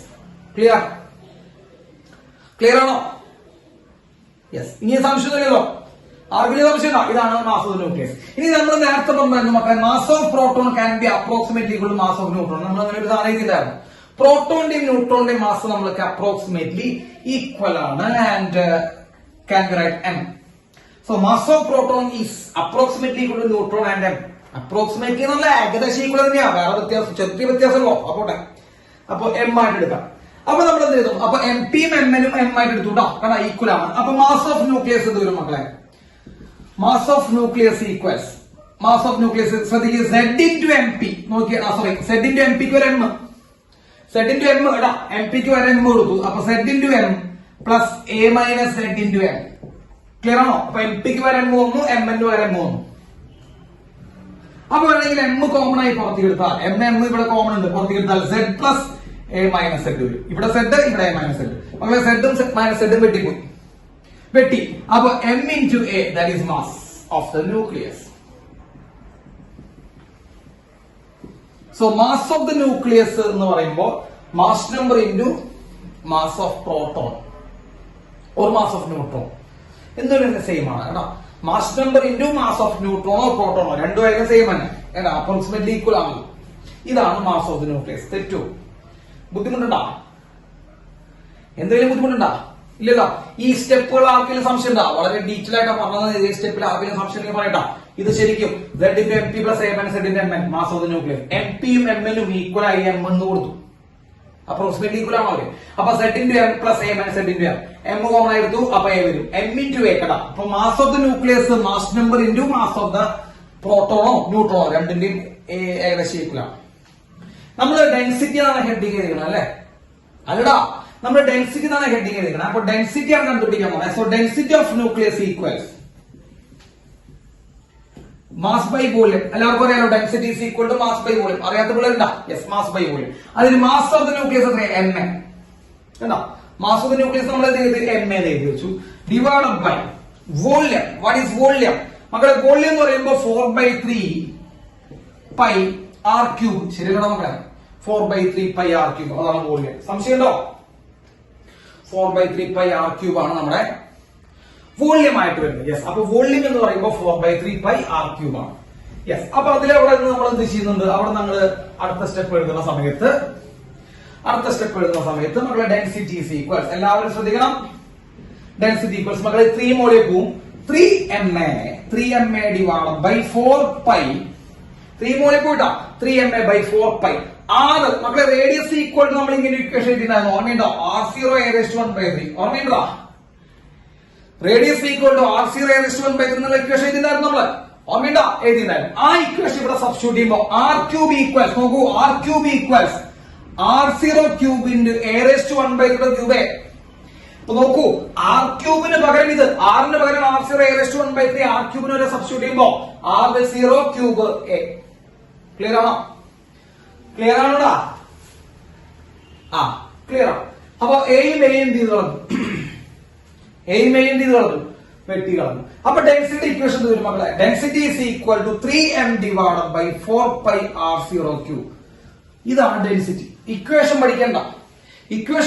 3m divided by 4 pi r0 cube equation എന്താണെന്ന് ഇതുവരെ ചോദിച്ചിട്ടില്ല. പക്ഷേ നിങ്ങൾ അവിടെ ഒരു കാര്യം മനസ്സിലാക്കേണ്ടത് മക്കളെ, 3 കോൺസ്റ്റന്റ് ആണ്. മാസ് ഓഫ് പ്രോട്ടോണോ ന്യൂട്രോണോ അതും കോൺസ്റ്റന്റ് ആണ്, 4 കോൺസ്റ്റന്റ് ആണ്, 5 കോൺസ്റ്റന്റ് ആണ്, r0 ക്യൂബും കോൺസ്റ്റന്റ് ആണ്. അപ്പൊ ഈ വട്ടത്തിൽ ഇട്ടിരിക്കുന്നത് കോൺസ്റ്റന്റ്. അപ്പൊ ഡെൻസിറ്റിയുടെ എല്ലാ ഇക്വേഷനിലെ എല്ലാ ടേംസും എന്താണ്? കോൺസ്റ്റന്റുകളാണ്. എല്ലാവരും കോൺസ്റ്റന്റുകളാണ് അല്ലെ? അപ്പൊ ഡെൻസിറ്റി ഓഫ് ന്യൂക്ലിയസ് ഒരു കോൺസ്റ്റന്റ് ആണ്. പലരും തെറ്റിക്കുന്ന ഒരു ഭാഗം വരുന്നുണ്ടോ? ഡെൻസിറ്റി ഓഫ് ന്യൂക്ലിയസ് എന്താണ്? കോൺസ്റ്റന്റ് ആണ്. ന്യൂക്ലിയസിന്റെ ഡെൻസിറ്റി കോൺസ്റ്റന്റ് ആണ്. It is independent on mass number. മക്കളെ, മാസ് നമ്പർ വെട്ടിപ്പോടാ, എയും അവിടെ വെട്ടിപ്പോയി. മാസ് നമ്പറിനെ ഡിപ്പെൻഡ് ചെയ്യുന്നുണ്ടായില്ല, ഒന്നിനും ഡിപ്പെൻഡ് ചെയ്യില്ല. So it is a constant and this value is equal to 2.34 into 10⁻17 kilogram per meter cube. 2.34 into 10⁻17 kilogram per meter cube. That is the density of nucleus. 2.34 into 10⁻17 kilogram per meter cube. അതാണ് density of nucleus. ഇപ്പൊ density of nucleus constant ആണെന്നുള്ള കാര്യം മനസ്സിലാക്കാം. അതിന്റെ value നിങ്ങളൊന്ന് ശ്രദ്ധിക്കണം. നല്ല 2.34 into 10⁻17 അതിന്റെ വാല്യൂ ചോദിച്ചിട്ടുണ്ട്. അതിന്റെ വാല്യൂ ചോദിച്ചിട്ടുണ്ട് 2.34 into 10⁻17 10⁻17 കണ്ടാ 10⁻17 ആണ്. 1/17 വായിക്കാൻ പറ്റും. 1/17 അത്രയ്ക്കും ഡെൻസർ ആണ് ന്യൂക്ലിയസ്. ന്യൂക്ലിയസിന്റെ ഡെൻസിറ്റി നമുക്കൊന്നും ചിന്തിക്കാൻ പോലും പറ്റാത്ത 1/17 വേണ്ട. അത്രയ്ക്കും ഭീകരമായിട്ടുള്ള ഡെൻസറാണ് ന്യൂക്ലിയസ്. ഇപ്പൊ ന്യൂക്ലിയസ് നമുക്ക് കൈകൊണ്ട് പിടിക്കാൻ പറ്റില്ല. ഇപ്പൊ നമ്മുടെ ഭൂമിയിൽ ആറ്റത്തിന് പകരം ന്യൂക്ലിയസ് ആണെങ്കിൽ നമ്മളൊന്നും ഉണ്ടാവില്ല. കേട്ടോ, ന്യൂക്ലിയസിന്റെ ഒരു സ്പൂൺ എടുത്ത് പൊന്തിക്കാൻ പറ്റില്ല നമുക്ക്. ഓക്കെ, ന്യൂക്ലിയസിന്റെ ഒരു സ്പൂൺ എടുത്ത് നമുക്ക് എന്ത് ചെയ്യാൻ പറ്റില്ല, പൊന്തിക്കാൻ പറ്റില്ല. അതാണ് അതിന്റെ ഏറ്റവും പ്രധാനപ്പെട്ട ഒരു പ്രത്യേകത. കേട്ടാ, അപ്പൊ അത്രയ്ക്കും എന്താണ് ഡെൻസറാണ്. ഞാനൊരു കാര്യം കൂടി പറഞ്ഞുതരാം. ന്യൂട്രോൺ സ്റ്റാർ എന്ന് പോലും കേട്ടിട്ടുണ്ടോ? അങ്ങനെ സ്റ്റാർ ഉണ്ട്, neutron star. Yes, neutron star, star കേട്ടിട്ടുണ്ടോ? എവിടെയോ കേട്ടിട്ടുണ്ടോ? കേട്ടാ മതി. അപ്പൊ ആ സ്റ്റാറുകളില് അത്തരം നക്ഷത്രങ്ങളില് നമ്മുടെ മെറ്റീരിയൽ എക്സിസ്റ്റ് ചെയ്ത് ന്യൂക്ലിയസ് ആയിട്ട്, ന്യൂക്ലിയസ് ഫോമാറ്റിലാണ്. കേട്ടോ, അപ്പൊ അവരുടെ ഡെൻസിറ്റി അതിഭീകരമാണ്. കേട്ടോ, അപ്പൊ അവിടെ ആറ്റം അല്ല ന്യൂക്ലിയസ് ആയിട്ട് നിൽക്കണം. കേട്ടോ, അപ്പൊ അവരുടെ ഡെൻസിറ്റി വളരെ എന്താണ് മക്കളെ, കൂടുതലാണ്. കേട്ടോ, അവിടെ പോയിട്ട് നമുക്കൊരു ടീസ്പൂൺ എന്ത് ചെയ്യാൻ പറ്റില്ല, മണ്ണ് വാരിയെടുക്കാൻ പറ്റില്ല. അല്ലെ, പോയാലത്തെ കാര്യം ഞാൻ പറഞ്ഞത്. പോയി ഇന്ന് വിചാരിച്ചാൽ നിങ്ങൾക്ക് എന്ത് ചെയ്യാൻ പറ്റില്ല, ഒരു ടീസ്പൂൺ മണ്ണ് വാരിയെടുക്കുന്നത് നമുക്ക് ചെയ്യാൻ പറ്റില്ല. കേട്ടോ, അത്രയ്ക്കും ഡെൻസറാണ്. അപ്പോൾ 10⁻17 ആണ്. So what is the value of density of nucleus ചോദിക്കും. 2.34 into 10⁻17 kg/m³. ആ വാല്യൂ ശ്രദ്ധിക്കാം, അതിന്റെ ഓർഡർ ശ്രദ്ധിക്കാം മക്കളെ. ഓർഡർ എന്ന് പറയുമ്പോൾ 10th power. Order of the density എന്ന് ചോദിച്ചാൽ 10th പവർ മക്കളെ. 10th പവർ ആണ് ഓർഡർ 17. Order of density. കേട്ടോ, അപ്പൊ അതൊന്നും ശ്രദ്ധിച്ചു വയ്ക്കാം. കോൺസ്റ്റന്റ് ആണെന്നുള്ള കാര്യം വളരെയധികം ശ്രദ്ധിക്കുക. നിങ്ങളെ ട്വിസ്റ്റ് ആക്കുന്ന ഒരു ക്വസ്റ്റ്യൻ പറഞ്ഞുതരാം. ഞാൻ പറയുന്ന ക്വസ്റ്റ്യൻസ് ഒക്കെ ചോദിച്ചിട്ടുള്ളതാണ്. നമ്മളെ ട്വിസ്റ്റ് ആക്കുന്ന ഒരു ക്വസ്റ്റ്യൻ പറഞ്ഞുതരാം. നിങ്ങളെ എത്രമാത്രം ഇതിനുള്ളിൽ വന്ന് വീഴുന്നു നിങ്ങൾ ആദ്യം ശ്രദ്ധിക്കുക. അവരിങ്ങനെ പറയും ratio of mass numbers A1:A2 equals. നേരത്തെ പറഞ്ഞ പോലെ 8:27. A1:A2 ഈക്വൽ ടു, അതായത് ratio of mass number is equal to 8:27. What is the ratio of density? What is the ratio of density ചോദിച്ചാൽ നമ്മളിത് പറയും. ഡെൻസിറ്റി റേഷ്യോ എത്രയെന്ന് ചോദിച്ചാൽ നമ്മൾ എന്ത് ചെയ്യും, നമ്മൾ പെട്ടു. കേട്ടാ, നമ്മൾ കുറെ നിങ്ങൾ അവിടെ പറയും 2:3. നമ്മൾ നേരത്തെ പറഞ്ഞ പോലെ. അപ്പൊ 8:27 വരുമ്പോ what is the ratio of density? Density ratio 1:1. കാരണം എന്ത് ചെയ്യില്ല, കാരണം എന്ത് വല്ലാവില്ല, ഡെൻസിറ്റി ഓഫ് ന്യൂക്ലിയസ് മാസ് നമ്പറിനെ ഡിപ്പെൻഡ് ചെയ്യണ്ട. Density of nucleus mass number depend ചെയ്യണ്ട. So it is independent on the mass number. It is independent on the mass number and it is constant. എല്ലാ ന്യൂക്ലിയസിനും ഡെൻസിറ്റി സെയിം ആണ്. അതുകൊണ്ട് not ചെയ്ത് വെച്ചോട്ടാ. എല്ലാ ന്യൂക്ലിയസിനും എന്ത് same ആണ്, ഡെൻസിറ്റി സെയിം ആണ്. Okay, അടുത്തത് മാസ് ഡിഫക്റ്റ് ആണ്. Mass defect delta M. Next one is mass defect. Delta M എന്ന് റെപ്രസെന്റ് ചെയ്യും. ഓക്കെ, മക്കളൊന്ന് ശ്രദ്ധിക്കുക. എന്താണ് മാസ് ഡിഫക്റ്റ്? അതായത് നമ്മളൊരു ന്യൂക്ലിയസ് എടുത്തു. ഓക്കെ, ശ്രദ്ധിക്കട്ട, ഒരു ന്യൂക്ലിയസ് എടുത്തു. ഈ ന്യൂക്ലിയസിന്റെ അറ്റോമിക് നമ്പർ Z ആണ്, മാസ് നമ്പർ A ആണ്. ന്യൂക്ലിയസിന്റെ അറ്റോമിക് നമ്പർ Z ആണ്, മാസ് നമ്പർ എന്താണ്, A ആണ്. ഓക്കെ, ആയല്ലോ. അറ്റോമിക് നമ്പർ Z ഉം മാസ് നമ്പർ A ആണ്. അപ്പോ അറ്റോമിക് നമ്പർ Z എന്ന് പറയുമ്പോൾ നമ്മൾ എന്താ മനസ്സിലാക്കേണ്ടത്, അതിനുള്ളിൽ എത്ര പ്രോട്ടോൺസ് ഉണ്ട്. So number of protons equal to Z അല്ലെ, number of protons equal to Z. ഇനി എത്ര ന്യൂട്രോൺസ് ഉണ്ട് മക്കളെ, A - Z ന്യൂട്രോൺസ് ഉണ്ട്. അപ്പൊ number of neutrons equal to A - Z. Number of neutrons equal to എന്താണ്, A - Z അല്ലെ. Clear ആണല്ലോ. മാസ് ഓഫ് ന്യൂക്ലിയസ് കണ്ടുപിടിക്കാൻ നമ്മൾ എന്താ ചെയ്യാം, mass of nucleus mass of nucleus കണ്ടുപിടിക്കാൻ വേണം നമ്മൾ എന്ത് ചെയ്യും മക്കളെ? ആദ്യം പ്രോട്ടോണിന്റെ മാസ് എടുക്കും, പിന്നെ ന്യൂട്രോൺസിന്റെ മാസ് കണ്ടുപിടിക്കും. പ്രോട്ടോണിന്റെ മാസ് കണ്ടുപിടിക്കുക. എത്ര പ്രോട്ടോൺസ് ഉണ്ട് അപ്പൊ നോക്കട്ടെ. മാസ് ഓഫ് ന്യൂക്ലിയസ് കണ്ടുപിടിക്കാൻ പോണേ. എത്ര പ്രോട്ടോൺസ് ഉണ്ട് മക്കളെ? Z പ്രോട്ടോൺസ് ഉണ്ട് അല്ല. നോക്കൂ, Z നമ്പർ ഓഫ് പ്രോട്ടോൺസ് ഉണ്ട്. Z ഇൻറ്റു ഒരു പ്രോട്ടോണിന്റെ മാസ് MP. മാസ് ഓഫ് പ്രോട്ടോൺ നമുക്കറിയാം. ഒരു പ്രോട്ടോണിന്റെ മാസ് നമുക്കറിയാം. ആ പ്രോട്ടോണിന്റെ മാസ് ഇൻറ്റു Z ചെയ്യാം. അതാണ് Z into MP. Clear? Z into MP ചെയ്ത് കഴിഞ്ഞാൽ പ്രോട്ടോണിന്റെ മാസ് കിട്ടും. പ്ലസ് എത്ര ന്യൂട്രോൺസ് ഉണ്ട് മക്കളെ? A-Z ന്യൂട്രോൺസ് ഉണ്ട് അല്ലെ. A-Z ന്യൂട്രോൺസ് ഉണ്ട്. ന്യൂട്രോൺസിന്റെ A- ഉണ്ടാവും. A-Z ഇൻറ്റു Mn ചെയ്താൽ നമുക്ക് എന്ത് കിട്ടും?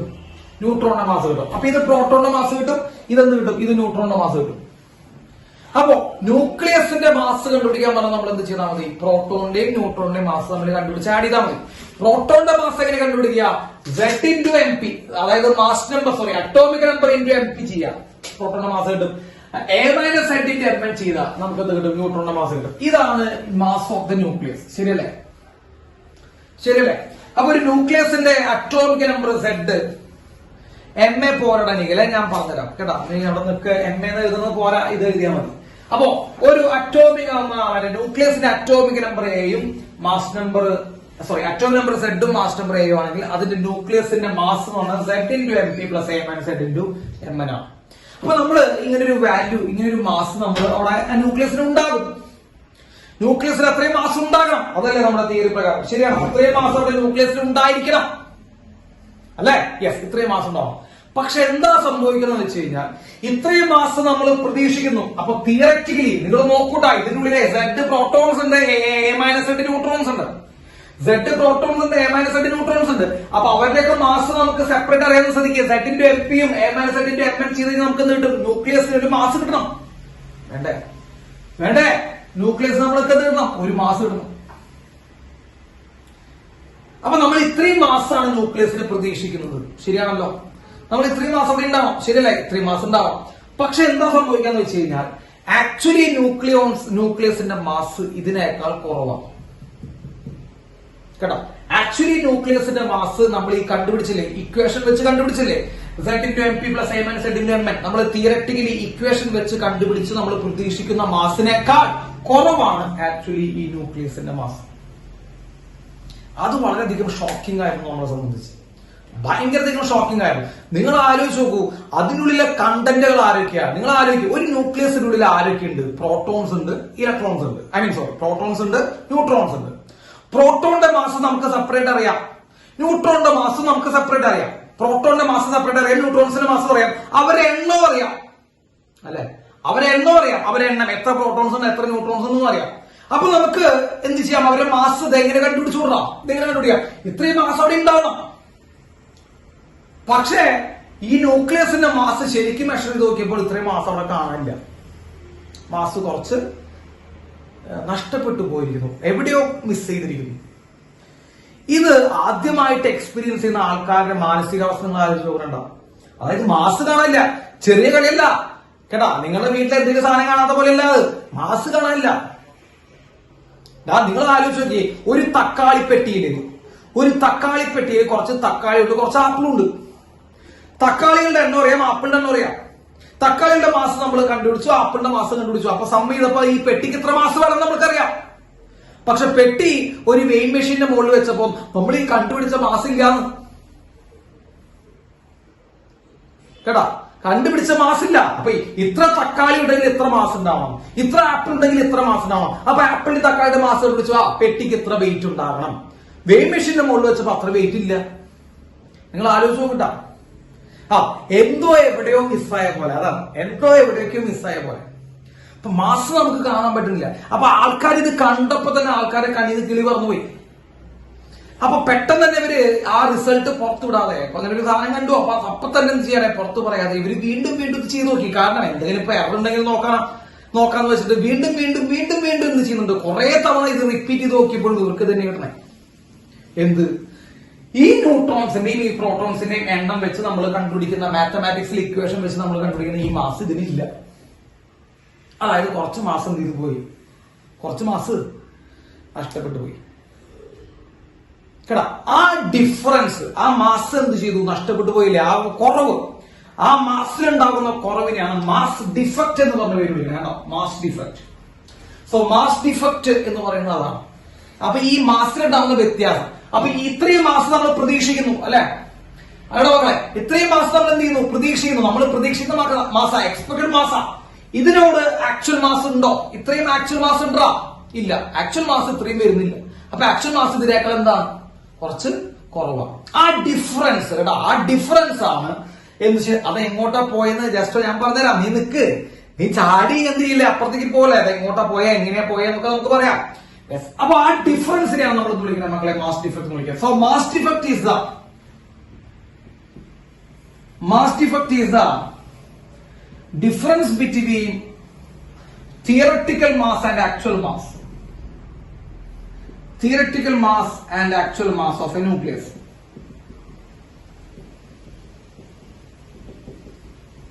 Theoretical mass and actual mass of the nucleus. ഇതാണ് mass defect. കേട്ടോ.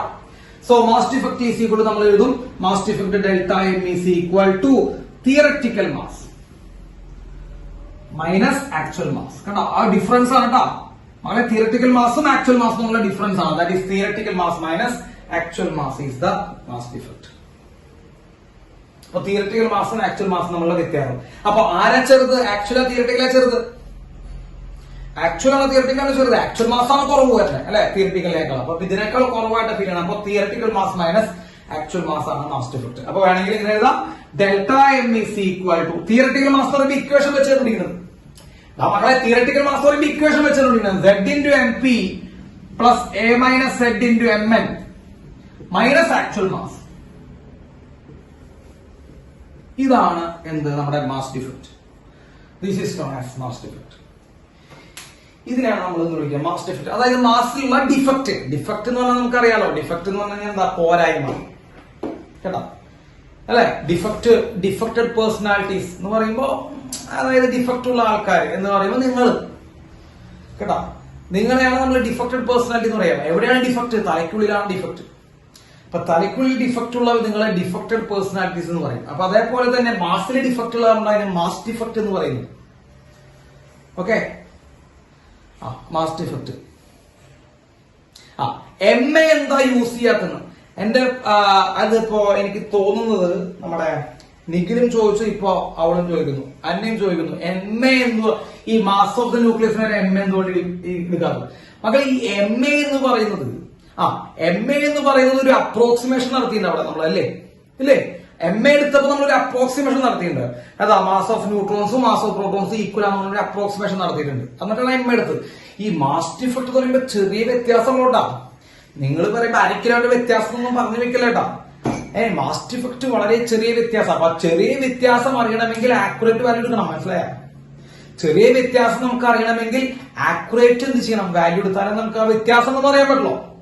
അപ്പൊ വ്യത്യാസം വളരെ ചെറുതാണ്. ഈ മാസ് ഡിഫക്ട് വളരെ ചെറുതാകുമ്പോ നമുക്ക് കറക്റ്റ് ആയിട്ട് എത്രയാണ് വ്യത്യാസം എന്ന് പറയുമ്പോൾ നമ്മൾ എന്തെടുക്കേണ്ടി വരും, നമ്മൾ ആക്യുറേറ്റ് വാല്യൂ എടുക്കേണ്ടി വരും കേട്ടോ. അപ്പൊ അതാണ് എം എ എടുക്കാണ്ടിരുന്നത്. മനസ്സിലായില്ലേ?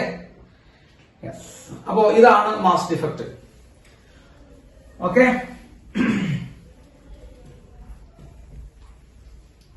ക്ലിയർ ആണോ മക്കളെ? ക്ലിയർ ആയടാ? Yes, mass defect. ഇനി ശ്രദ്ധിക്കുക. മാസ് കുറച്ച് നഷ്ടപ്പെട്ടിട്ടുണ്ട്, പോട്ടെ. ഈ mass defect by mass number, mass defect by mass number ശ്രദ്ധിക്കട്ടാ. Mass defect by mass number is known as packing fraction. Mass defect by mass number is known as packing fraction. പഠിക്കണ്ട, കേട്ടാ മതി. പഠിക്കണ്ട എന്ന് ഞാൻ പറയുന്നത് പഠിക്കണ്ട. പാക്കിംഗ് ഫ്രാക്ഷൻ എന്നാ പഠിക്കുക. Mass number divided by mass defect divided by mass number. Mass defect divided by mass നമ്പറിനെ നമ്മൾ വിളിക്കാം മക്കളെ പാക്കിംഗ് ഫ്രാക്ഷൻ. പാക്കിംഗ് ഫ്രാക്ഷൻ നമ്മൾ വിളിക്കും. So packing fraction is equal to mass number, mass defect divided by mass number.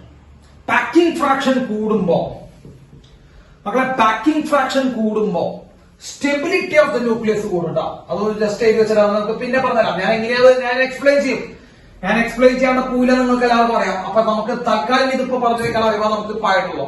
So packing fraction കൂടാന്ന് പറയുമ്പോൾ എന്താ അർത്ഥം? സ്റ്റെബിലിറ്റി കൂടാ. അപ്പൊ എന്താ packing fraction? Mass defect by Mass defect by mass number ആണ് packing fraction. So mass defect by mass number is known as packing fraction. When packing fraction increases, stability of the nucleus increases.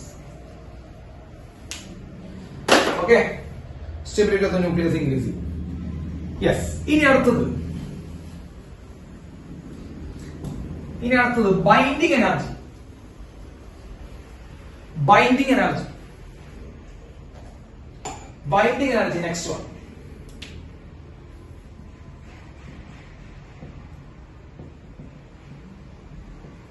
Next topic is binding energy, BE.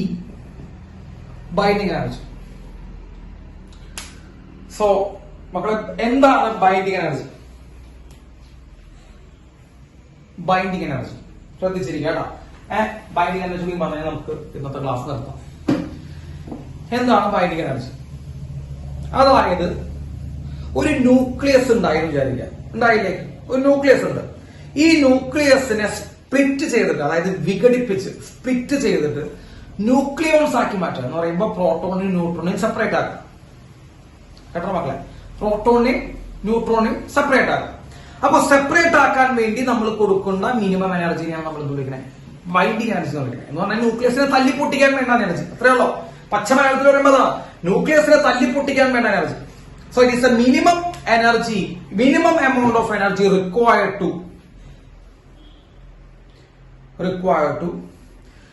dissociate the nucleus dissociate here and dissociate the nucleus into nucleons and separate them into infinity എന്ന് പറയുമ്പോൾ ന്യൂക്ലിയസിനെ വിഭജിച്ച്, ന്യൂക്ലിയസിനെ ഡിസന്റഗ്രേറ്റ് ചെയ്യുമ്പോൾ, ന്യൂക്ലിയസിനെ dissociate ചെയ്ത് അതിനെ എന്ത് ചെയ്യുക? അതിനെ പൊട്ടിച്ച്, അതിനെ ഡിസോസിയേറ്റ് ചെയ്ത് അതിനുണ്ടാകുന്ന ന്യൂട്രോൺസിനെയും പ്രോട്ടോൺസിനെയും, അതാണ് ന്യൂക്ലിയോൺസിനെ ഇൻഫിനിറ്റിയിലേക്ക് ചതറിച്ച് കളയാട്ടോ. ഒരിക്കലും അവർ തിരിച്ചു കൂടി വരാത്തക്ക രീതിയിൽ എന്ത് ചെയ്യുക? ഇൻഫിനിറ്റിയിലേക്ക് സെപ്പറേറ്റ് ചെയ്യുക. That is known as binding energy. കിട്ടിയ? അതിനെ നമ്മൾ വിളിക്കുക ബൈൻഡിങ് എനർജി എന്ന് വിളിക്കുക. സോ എന്താണ് മക്കളെ binding energy? It is a minimum amount of energy required to break or dissociate the nucleus into corresponding nucleons. ഒന്നുമില്ലടാ, ന്യൂക്ലിയസിനെ അതിന്റെ ഉള്ളിലുള്ള ന്യൂക്ലിയസിനെ വിഭജിച്ച് എന്താക്കി മാറ്റാം? ന്യൂട്രോൺസും പ്രോട്ടോൺസും ആക്കി മാറ്റാം. ഈ ന്യൂട്രോൺസിനെ പ്രോട്ടോൺസിനെ വെറുതെ വിഭജിച്ചിട്ട് കാര്യമില്ല, അവരെ എവിടേക്ക് കൊണ്ടുപോവാ? ഇൻഫിനിറ്റിക്ക് മാറ്റി കളയുക. അതിന് വേണ്ടിയിട്ടുള്ള എനർജിയാണ് എന്ത്? Binding energy. കേട്ടോ? അതിന് വേണ്ടിയിട്ടുള്ള എനർജി ആണ് ബൈൻഡിങ് എനർജി. സിമ്പിൾ ആയിട്ട് അത്രേ ഉള്ളൂ കേട്ടോ. അപ്പോ ന്യൂക്ലിയസിനെ വിഭജിക്കാൻ വേണ്ട എനർജിയാണ് ബൈൻഡിങ് എനർജി. ക്ലിയർ ആയോ? ക്ലിയർ ആയില്ലേ? സംശയം ഒന്നുമില്ലല്ലോ? യെസ്. ഇനി സാർ ഒരു കഥ പറഞ്ഞുതരാം. കേട്ടോ? കഥമല്ല, ശ്രദ്ധിക്കും. സാറിന്റെ ഈ കയ്യിൽ എന്തുണ്ട്? പ്രോട്ടോൺസ് ഉണ്ട് വിചാരിക്കാം. വിചാരിക്കാണ്ട, ഈ കയ്യിൽ പ്രോട്ടോൺസ് ഉണ്ട്, ഈ കയ്യില് ന്യൂട്രോൺസ് ഉണ്ട്. അപ്പൊ ഇവിടെ പ്രോട്ടോൺസ് ഉണ്ട്, ന്യൂട്രോൺസ് ഉണ്ട്. ന്യൂക്ലിയസ് ഉണ്ടായിട്ടില്ല? ഇല്ല. ഇവിടെ പ്രോട്ടോൺ, ഇവിടെ ന്യൂട്രോൺ ആണ്. ന്യൂട്രോൺസ് പ്രോട്ടോൺ സെപ്പറേറ്റ് ചെയ്ത് നിൽക്കുക. ന്യൂക്ലിയസ് ആയിട്ടില്ല. ഇത് ഈ പ്രോട്ടോണും ന്യൂട്രോണും ഒരുമിച്ച് ചേർത്ത് എന്തുണ്ടാക്കാൻ പോവാ? ന്യൂക്ലിയസ് ഉണ്ടാക്കാൻ പോവാ. അപ്പൊ പ്രോട്ടോണും ന്യൂട്രോണും രണ്ട് വ്യത്യസ്ത കൈകളാണ്. ശ്രദ്ധിക്കണ്ട, രണ്ട് വ്യത്യസ്ത സ്ഥലങ്ങളിൽ ഇരിക്കുന്ന പ്രോട്ടോണും ന്യൂട്രോണും കമ്പൈൻ ചെയ്ത് ന്യൂക്ലിയസ് ഉണ്ടാകുന്ന ആ സമയത്ത് കുറച്ച് എനർജി പുറത്തേക്ക് പോകും. കഥ കുറച്ച് എനർജി എവിടേക്ക് പോകും മക്കളെ? പുറത്തേക്ക് പോകും. അപ്പൊ ന്യൂക്ലിയസ് ഫോം ചെയ്യുന്ന സമയത്ത് കുറച്ച് എനർജി എന്ത് ചെയ്യും? കുറച്ച് എനർജി പുറത്തേക്ക് പോകും. അപ്പോ സാർ വീണ്ടും റിപ്പീറ്റ് ചെയ്യുന്നു. ഒരു ന്യൂട്രോണും ഒരു പ്രോട്ടോണും നമ്മൾ എടുത്തിട്ട് കമ്പൈൻ ചെയ്തിട്ട് ന്യൂക്ലിയസ് ഉണ്ടാകുന്ന സമയത്ത് അതിൽ നിന്ന് എന്ത് ഇറങ്ങിപ്പോകും? എനർജി ഇറങ്ങിപ്പോകും. കേട്ടോ? എനർജി ഇറങ്ങിപ്പോകും. അതേ എനർജി തിരിച്ചു കൊടുക്കുകയാണെങ്കിൽ ആലോചിക്ക്, ഇതിനെ റിവൈൻഡ് ചെയ്യേ. എന്റെ പൊന്നു മക്കളെ, ഇതിനെ റിവൈൻഡ് ചെയ്യടാ. ഈ സാധനം ഇപ്പൊ ന്യൂക്ലിയസും ന്യൂട്രോണും പ്രോട്ടോണും സെപ്പറേറ്റ് ചെയ്യുന്നുണ്ട്. അവരെ കമ്പൈൻ ചെയ്താൽ എനർജി സെപ്പറേറ്റ് ചെയ്ത് പോകും. ഈ കാസറ്റിന് റിവൈൻഡ് ചെയ്തേ, അതേ എനർജി ന്യൂക്ലിയസിന് തിരിച്ചു കൊടുക്കുകയാണെങ്കിൽ ന്യൂക്ലിയസ് പൊളിഞ്ഞ് എന്തായി പോകും? ന്യൂട്രോൺസും പ്രോട്ടോൺസും ആയിട്ട് സെപ്പറേറ്റ് ചെയ്യും. ശരിയാണോ? അതേ എനർജി തിരിച്ചു കൊടുക്കുകയാണെങ്കിൽ ന്യൂക്ലിയസ് ഡിസോസിയേറ്റ് ചെയ്ത് രണ്ടായിട്ട് മാറും. ന്യൂട്രോൺസും പ്രോട്ടോൺസും ആയിട്ട് മാറും. അപ്പൊ നിങ്ങൾ ആലോചിക്കേ, ന്യൂക്ലിയസിനെ വിഭജിക്കാൻ വേണ്ടിയിട്ടുള്ള എനർജിയാണ് ഏത് എനർജി? ബൈൻഡിങ് എനർജി എന്ന് നമ്മൾ പഠിപ്പിച്ചത്. ന്യൂക്ലിയസിനെ ഡിസോസിയേറ്റ് ചെയ്യാൻ വേണ്ട എനർജിയാണ് ബൈൻഡിങ് എനർജി. അല്ലടാ, അല്ലേ? അപ്പൊ ന്യൂക്ലിയസിന് ഇങ്ങോട്ട് വന്ന് ഒരു എനർജി കൊടുത്തു കഴിഞ്ഞാൽ അത് രണ്ട് സെപ്പറേറ്റ് ആയിട്ട് പോകാനുള്ള എനർജിയാണ് ബൈൻഡിങ് എനർജി. മക്കളെ ഇതേ എനർജിനുള്ള ഇത് ഫോം ചെയ്യുന്ന സമയത്ത് പുറത്തു പോകുന്നത് ആണോ? ഇത് ഫോം ചെയ്യുന്ന സമയത്ത് പുറത്തു പോകുന്ന എനർജി തന്നെയല്ലേ? അപ്പൊ നിങ്ങൾ അവിടെയാണ് ശ്രദ്ധിക്കേണ്ടത്. ന്യൂട്രോൺസ് ഒരു കയ്യിലുണ്ട്, ലാസ്റ്റ് ആൻഡ് ഫൈനൽ കേട്ടോ. ന്യൂട്രോൺസ് ഒരു കയ്യിലുണ്ട്, പ്രോട്ടോൺസ് ഒരു കയ്യിലുണ്ട്. ന്യൂട്രോൺസ് പ്രോട്ടോൺസ് സെപ്പറേറ്റ് ഒരു കയ്യിലുണ്ട്. ന്യൂക്ലിയസ് ഉണ്ടായ ഇല്ല, ഉണ്ടായിട്ടില്ല. നമ്മൾ കമ്പൈൻ ചെയ്ത് ന്യൂക്ലിയസ് ഉണ്ടാക്കുന്ന സമയത്ത് എന്ത് പുറത്തു പോകും? ഒരു എനർജി പുറത്തു കേട്ടോ. ന്യൂക്ലിയസ് ഉണ്ടാകുന്ന സമയത്ത് എനർജി പുറത്തു. അതേ എനർജി തിരിച്ചു കൊടുത്തു കഴിഞ്ഞാൽ, അതേ എനർജി നിങ്ങൾ ഉണ്ടാവുന്ന സമയത്ത് പുറത്തു പോകുന്ന എനർജി അതേ എനർജി തിരിച്ചു കൊടുത്തു കഴിഞ്ഞാൽ ന്യൂക്ലിയസ് എന്ത് ചെയ്ത് പോകും? സെപ്പറേറ്റ് ചെയ്ത് പോകും. ഒരു കാസറ്റ് റിവൈൻഡ് ചെയ്ത് ഫോർവേഡ് ചെയ്ത് കാണുന്ന കാണും. ന്യൂക്ലിയസ് സെപ്പറേറ്റ് ചെയ്ത് പോകും. ന്യൂക്ലിയസിനെ സെപ്പറേറ്റ് ചെയ്യാൻ കൊടുക്കുന്ന എനർജിയാണ് ഏത് എനർജി? ബൈൻഡിങ് എനർജി നമ്മൾ പറഞ്ഞത്. അതേ ബൈൻഡിങ് എനർജി തന്നെയാണ് ന്യൂക്ലിയസ് ഉണ്ടാവുന്ന സമയത്ത് പുറത്തു പോകുന്നത്. അപ്പൊ ന്യൂക്ലിയസ് ഉണ്ടാകുന്ന സമയത്ത് പുറത്തു പോകുന്ന എനർജിയും ന്യൂക്ലിയസിനെ സ്പ്ലിറ്റ് ചെയ്യാൻ കൊടുക്കുന്ന എനർജിയും എന്താണ് നമ്മളെ? സെയിം ആണോ? ഇത് മനസ്സിലായ? ഇപ്പൊ ബൈൻഡിങ് എനർജി എന്ന് പറഞ്ഞ എനർജി ന്യൂക്ലിയസിന് എന്ത് ചെയ്യാൻ കൊടുക്കുന്ന എനർജിയാ? ബൈൻഡിങ് എനർജി എന്ന് പറഞ്ഞ എനർജി ന്യൂക്ലിയസിന് എന്ത് ചെയ്യാൻ കൊടുക്കുന്ന എനർജിയാ? സെപ്പറേറ്റ് ചെയ്യാൻ കൊടുക്കുന്ന എനർജിയാ. അതേ എനർജി തന്നെയാണ് ന്യൂക്ലിയസ് ഫോം ചെയ്യുന്ന സമയത്ത് പുറത്തു പോകുന്നത്. അപ്പൊ ന്യൂക്ലിയസ് ഫോം ചെയ്യുന്ന സമയത്ത് കുറച്ച് എനർജി പുറത്തു പോകുന്നുണ്ട്. ഓക്കെ, ഇനി ഒരൊറ്റ കാര്യം പറഞ്ഞാൽ നമുക്ക് നിർത്താം. ഒറ്റ കാര്യമാണോ? അപ്പോ ഇവിടെ എന്റെ കയ്യിൽ എന്തുണ്ട് മക്കളെ? ന്യൂട്രോൺസ് ഉണ്ട്. ഇവിടെ എന്റെ കയ്യിൽ എന്തുണ്ട്? പ്രോട്ടോൺസ് ഉണ്ട്. ന്യൂക്ലിയസ് ഫോം ചെയ്തില്ല. ഇവര് നമ്മൾ എന്ത് ചെയ്തു? കമ്പൈൻ ചെയ്തിട്ട് ന്യൂക്ലിയസ് ഫോം ചെയ്യുന്ന സമയത്ത് എന്ത് പുറത്തിറങ്ങിപ്പോ? എനർജി പുറത്തേക്ക്. യെസ്, എനർജിയുടെ വാല്യൂ ബൈൻഡിങ് എനർജി തന്നെയാണ്. സമ്മതിച്ചു, ബൈൻഡിങ് എനർജി തന്നെയാണ്. ബൈൻഡിങ് എനർജി ആയിട്ടുള്ള എമൗണ്ട് പുറത്തേക്ക്, എനർജി പുറത്തേക്ക്. ഓക്കെ, എവിടെ നിന്നാണ് ഈ എനർജി പുറത്തു പോകുന്നത്? ചോദ്യം, എവിടെ നിന്നാണ് ഈ എനർജി? ഇപ്പൊ ന്യൂക്ലിയസ് ഫോം ചെയ്യുന്ന സമയത്ത് എവിടെ നിന്നാണ് ഈ എനർജി പുറത്തു പോകുന്നത്? അപ്പോഴാണ് നമ്മൾ ഐൻസ്റ്റീന്റെ E = mc². നമ്മൾ ഇക്വേഷൻ കേട്ടിട്ടുണ്ടോ? E = mc². Energy mass equivalence എന്ന് പറയും. Energy mass equivalence E = mc². അപ്പോ ഇവിടെ ന്യൂക്ലിയസ് ഫോം ചെയ്യുന്ന സമയത്ത് എനർജി പുറത്തു പോകുന്നുണ്ടെങ്കിൽ പറഞ്ഞേ അല്ലെ, എനർജി പുറത്തു പോകുന്നു നമ്മൾ പറഞ്ഞെങ്കിൽ ഈ എനർജി എവിടെ നിന്നാണ് പുറത്തു പോകുന്നത്? കുറച്ച് മാസാണ് എന്തായിട്ട് പുറത്തു പോകുന്നത്. Mass is converted in to energy and released. ഇപ്പൊ ന്യൂക്ലിയസ് ഫോം ചെയ്യുന്ന സമയത്ത് ഇതിന്റെ ഉള്ളിലുള്ള കുറച്ച് മാസ് എന്തായിട്ട് പുറത്തു പോകും? എനർജി ആയിട്ട് പുറത്തു. അപ്പൊ മാസ് കുറച്ച് പുറത്തു പോയില്ലടാ പൊന്നുമോനെ, മാസ് കുറച്ച് പുറത്തു പോയില്ലേ? എന്തായിട്ടാ പുറത്തു പോയ? ന്യൂക്ലിയസ് ഫോം ചെയ്യുന്ന സമയത്ത് എനർജി ആയിട്ട് പുറത്തു പോയി. അപ്പൊ ആ മാസിനൊരു കുറവ് സംഭവിക്കില്ലേ? ആ മാസിനൊരു കുറവ് സംഭവിക്കും. അതാണ് മാസ് ഡിഫക്റ്റ്.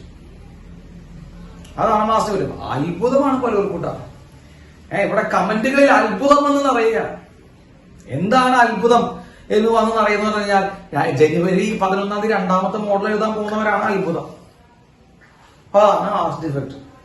അത്ഭുതങ്ങളുടെ കൂമ്പാരമാണ് നമ്മുടെ കമന്റ് ബോക്സിൽ മാസ് ഡിഫക്റ്റ് എന്ന് പറയുമ്പോൾ. പക്ഷെ ഫസ്റ്റ് റിവിഷൻ കഴിഞ്ഞ്, ഫസ്റ്റ് മോഡൽ കഴിഞ്ഞ്, ഇപ്പൊ രണ്ടാമത്തെ മോഡൽ കഴിഞ്ഞാൽ മൂന്നാമത്തെ മോഡല് ഏപ്രിൽ മെയ് വരെ ഇതിന്റെ മോഡൽ മെയ് 4 വരെ മോഡൽ ഉണ്ടാവും. അപ്പോഴും അത്ഭുതം വിട്ടുമാറിണ്ടാവില്ല. ഇനി മെയ് 4 നമ്മൾ വല്ല ടോപ്പിക് എടുക്കണമെങ്കിൽ അപ്പോഴും പറയും അത്ഭുതമാണല്ലോ എന്ന് പറയും. യെസ്, അപ്പോ ലാസ്റ്റ് ആൻഡ് ഫൈനൽ ന്യൂക്ലിയസ് ന്യൂട്രോണും പ്രോട്ടോണും കമ്പൈൻ ചെയ്യുമ്പോൾ ന്യൂക്ലിയസ് ഫോം ചെയ്യുന്ന സമയത്ത് എന്ത് പുറത്തിറങ്ങിപ്പോവും? എനർജി പുറത്തിറങ്ങിപ്പോവും. അതിനെയാണ് നമ്മൾക്ക് ബൈൻഡിങ് എനർജി എന്ന് പറയാം. എവിടെ നിന്നാണ് എനർജി പുറത്തിറങ്ങി പോകുന്നത്? മാസാണ് എനർജി ആയിട്ട് പുറത്തു പോകുന്നത്. അപ്പൊ മാസിന് കുറച്ച് എന്ത് സംഭവിക്കും? മാസ് കുറച്ച് നഷ്ടപ്പെട്ടു, എനർജി ആയിട്ട് പുറത്തു പോയി. Mass is converted in to binding energy. അപ്പൊ മാസ് കുറച്ച് കുറയും. ആ കുറയുന്ന മാസാണ് എന്ത് മക്കളെ?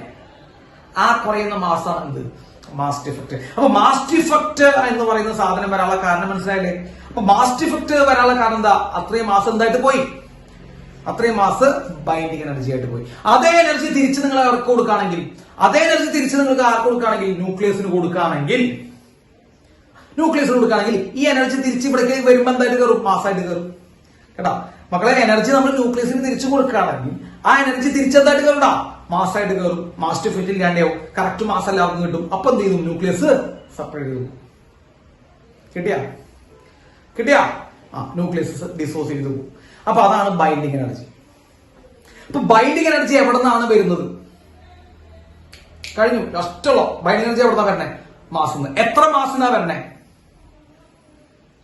എത്ര മാസമാണ് നഷ്ടപ്പെട്ടു പോയത്? എത്ര മാസമാണ് എനർജി ആയിട്ട് പോയത്? മാസ് ഡിഫക്റ്റ് ആണ് എനർജി ആയിട്ട് പോയത്. മാസ് ഡിഫക്റ്റിന് കറസ്പോണ്ടിങ് മാസങ്ങളുടെ എനർജി ആയിട്ട് പോയത് അല്ലടാ. എത്ര മാസമാണ് എനർജി ആയിട്ട് നഷ്ടപ്പെട്ടത്? എത്ര മാസം എനർജി ആയിട്ട് പോയത്? മാസ് ഡിഫക്റ്റ് ആണ്. അപ്പോ sir binding energy equal to സാറിന് ഇങ്ങനെ കൂടെ binding energy equal to mass defect into C square. Can you write this? Binding energy is equal to mass defect into c square എന്ന് കൂടെ. Delta എന്നുള്ള മാസാണ് നഷ്ടപ്പെട്ടു പോയത്. എന്തായിട്ട് പോയത്? എനർജി ആയിട്ട് പോയത്. So mass into C square, M C square format ആണത്. Delta into C square is binding energy. So binding energy is equal to delta M into C square. Clear ആണോ? യെസ്. ഇതിപ്പോ എഴുതി വെക്കേണ്ട. തൽക്കാലം നമുക്ക് നാളെ അടുത്ത ക്ലാസ് സ്റ്റാർട്ടിങ് നമ്മൾ ഇത് തന്നെ എക്സ്പ്ലെയിൻ ചെയ്യും കേട്ടോ. ബൈൻഡിങ് എനർജി മറ്റു കാര്യങ്ങളൊക്കെ ഒന്നുകൂടി എക്സ്പ്ലെയിൻ ചെയ്യാം. ഓക്കെ. അപ്പൊ തൽക്കാലം നമുക്ക് ഇന്നത്തെ ഇവിടെ നിർത്താം. ഇത് ഞാൻ വീണ്ടും എക്സ്പ്ലെയിൻ ചെയ്യും കേട്ടോ. അപ്പൊ കിട്ടാത്തൊരു പേടിക്കേണ്ടത് നമുക്ക്